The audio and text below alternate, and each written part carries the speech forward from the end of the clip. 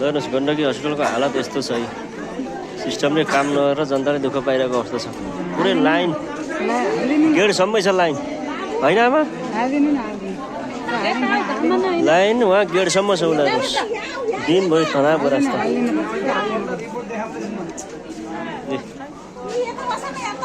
बिरामीले दुःख पाएको अवस्था एकदम कति घन्टा बस्नुभयो हजुर लाइनमा 3 घन्टा बस्नु है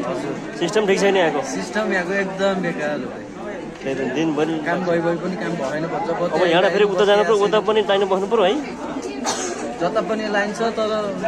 एकदम दुःख भनेको जनतालाई हो त यहाँ भित्र बस्नु छैन जनतालाई यस्तो तनावको रास्ता चलाउनुहोस् अब आन्दोलन गर्नुपर्छ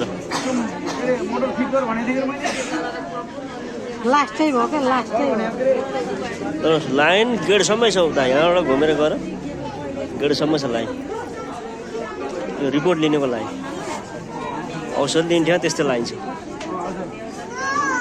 रिपोर्ट देखाउँथ्यो त्यस्तै लाइन छ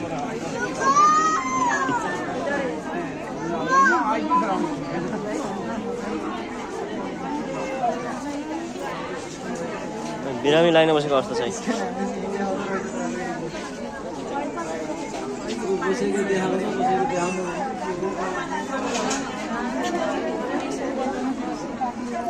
हुँदै भयो होइन किन बस्ने